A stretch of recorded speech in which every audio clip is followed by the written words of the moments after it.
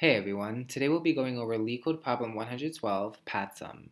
This is another problem of the Blind 75 list, which is a list of problems commonly asked during technical interviews. In this problem, we are given the root of a binary tree and an integer called target sum. And what we want to do is return true if the tree has a root to leaf path such that adding up all the values equals this target sum. And a leaf is a node with no children. So if we look at this tree, we need to determine first which are the root to leaf paths. And we actually have 4 because there are 4 leaf nodes. This 7 is a leaf node, the 2 is a leaf node, 13 is a leaf node, and so is 1. So we need to take into consideration every path going from the 5, which is our root, to the 4 children, and see if any one of these leads to a sum of 22. So what we could do in order to achieve this is do a recursive depth first search. And at each level of the tree, what we'll do is maintain our current sum up until that point. So for example, we will start off with the 5, and we know that up until this point, our current sum is going to be equal to 5. Then we will continue on our depth first search along both its left and right child. So the left child, when adding to our sum of 5, we will have a sum now of 9. And then we will continue on again to the children of 4. So 4 only has one child, which is 11. So when summing 11 to our 9, we have a sum of 20.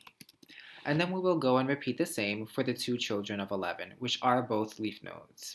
From the left side, we have 20 plus 7, making 27, which goes over our 22. And from the right side, if we go and backtrack, we still have our sum of 20, and adding 2 to that, we actually get 22. And so because of this path, going from the 5 to the 2, we can return true for this problem. If not, what we will do is we would continue along the right children of 5. So again, the 5 had a right child of 8, and so we would go and add 5 to 8, and so we'd have 13 up until this point. And then we'd add the left child of the 8, so we would have 26 for the left child, which would return false.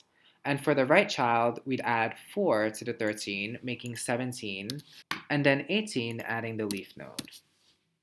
However, those steps would not be necessary because once we find the 22 with this path, we can return true. So as we said, in coding this up, we're going to be doing a recursive depth first search solution. And this will be linear in time complexity because we can see that we are only going through each and every node once. We're ready to write up our solution, and we said that we wanted to solve this using a recursive depth first search. So we can start off by creating our depth first search function, and what we want to maintain during each time when calling this function is the current node we are at, along with the current sum we have currently reached. At the beginning of each time we are calling this function, what we want to do is check to see if we are done with the tree. So if we reach a null child, meaning that the tree is done, we have passed the leaf, we just want to return false by checking if the current node does not exist. Afterwards, what we want to do, if that is not the case, is increase our current sum by the value of our current node. After this, what we want to do is check to see if the current sum is equal to the target and that we are at a leaf node. If that is the case, then we want to return true. So we can check this by saying if cur sum is equal to the target sum and the current node does not have a left child and the current node does not have a right child, then we'll return true. So in saying this, we're checking to see that the current sum is equal to the target sum, and there is no left child of the current node, and there is no right child of the current node, meaning that the current node is in fact a leaf node. Otherwise, what we want to do is go and call the depth first search for both the left child and the right child, and passing in our current sum.